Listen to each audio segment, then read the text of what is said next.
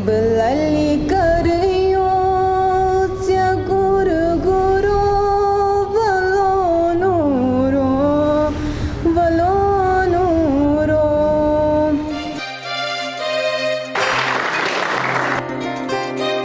Idea इंसान को कहाँ से कहाँ तक ले जाता है, इसके लिए फारूक साहब हमारे लिए मिसाल है। मेरे दिल से आ रही आवाज, स्वच्छ भारत हो जिसपे हो हमको नाज। डूरू एरीनाग वो म्यूनसिपल कमेटी है जिसने पूरे स्टेट एडमिनिस्ट्रेशन को कंसेप्ट दिए कि हम source segregation, door to door segregation किस तरीके से करें, ड्राई को किस तरीके से करें और वेट को किस तरीके से करें। यहाँ पे जो जितने भी बटन काम करते हैं, इस मशीन में दो चीज़ों का टेम्परेचर मिलता है। एक आपका जो है मशीन का टेम्परेचर कितना जनरेट होगा, दूसरा सॉइल टेम्परेचर।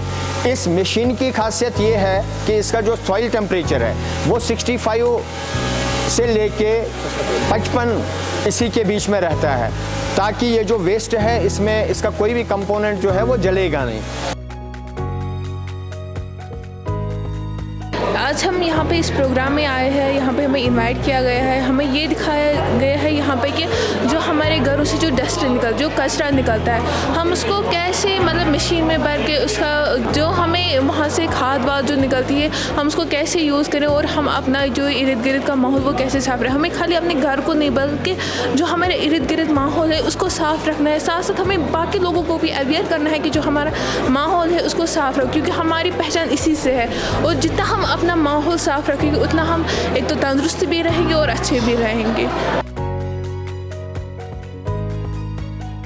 आसपास हमारा साफ रहना चाहिए। जैसे हमारी गाड़ियाँ चलती है उससे धुआं निकलता है, उससे भी साफ हो, वो भी हमारा काम होना चाहिए, तो उससे भी बहुत ज़्यादा प्रॉब्लम बढ़ती है। जो भी कचरा निकलता है हमारे घरों से या कहीं से भी, हमें उसको मतलब आसपास नहीं डालना चाहिए। उससे हमारा जो माहौल है वो आलूदा होता है। और हमारे मतलब इस्लाम में भी ये कहा गया है कि सफाई आधा ईमान है, तो इसलिए हमें जो भी कचरा घर से या कहीं अपने मतलब इर्द गिर्द निकलता है तो वो कहीं पे अच्छी जगह रहना चाहिए जहाँ पे मतलब लोगों को कोई दिक्कत ना हो, उससे हमारा माहौल साफ रहता है।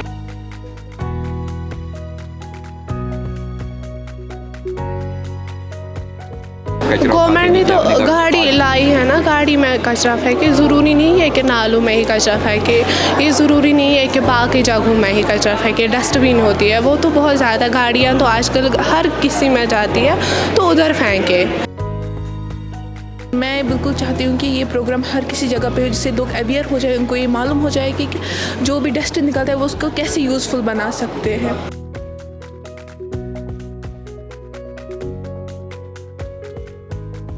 मैं माननीय प्रधानमंत्री नरेंद्र मोदी जी और हमारे जो माननीय महामहिम राज्यपाल जो है मनोज सिन्हा जी, उनका शुक्रिया अदा करना चाहूँगा कि उनकी इंस्पिरेशन की वजह से और काविशों से मैं कचरे के ढेर से आज मशीन के ज़रिए कचरे का निवारण जो हम करने जा रहे हैं, डेमोन्स्ट्रेट करने जा रहे हैं, वहाँ तक पहुँचा। अगर हम देखेंगे कि जो एनवायरनमेंट है, एनवायरनमेंट पूरे विश्व में एक बहुत बड़ी प्रॉब्लम है, और इस एनवायरनमेंट को हमने किस तरह से बचाना है। और सबसे जैसे हमने जो प्लास्टिक डे गोल्ड का इनिशिएटिव चलाया, सैफरान कल्टीवेशन का इनिशिएटिव चलाया, और उसके बाद जो हमने गांव-गांव जाके जो पॉलीथीन के अगेंस्ट जो है मुहिम चलाई, तो हमें बहुत सारे जो चैलेंज आए, और उन चैलेंज के लिए मुझे हमारे जो कचरा प्रबंधन ग्रुप के मेंबर है, उनमें हमें हमारे दो लोग जो है उन्होंने एक इसको मशीन में चेंज किया कि हम मशीन के ज़रिए 24 घंटे में घर के कचरे को, एग्रीकल्चरल वेस्ट को, होटल वेस्ट को, रेस्टोरेंट रिज़ॉर्ट वेस्ट को, एडमिनिस्ट्रेटिव सेटअप्स में जो वेस्ट जनरेट होता है, फूड वेस्ट को हम 24 आवर्स में कैसे गोल्ड में तब्दील करेंगे। और उसके मुतालिक हमारा जो वेस्ट इनटू वेल्थ का जो हमारा नारा है, उसको पूरा करने के लिए हमने ये एक मशीन तैयार की है। इसकी आज हमने एक मॉडल रखा है 10 kg का। आज हम दिखाएंगे कि 24 आवर्स में इस वेस्ट को हम वेल्थ में कैसे चेंज करेंगे। तो मैं लोगों से ये आग्रह करना चाहूँगा कि कचरे के हवाले से थोड़ा उनको सोचना पड़ेगा, एनवायरनमेंट के हवाले से उनको सोचना पड़ेगा। देखिए, समाज में सिर्फ एक गंदगी को ही हम कचरा नहीं कहते हैं। इससे क्या होगा कि हमारा जो माहौल ही नहीं बल्कि हमारी जहनी चेंज भी आएगी।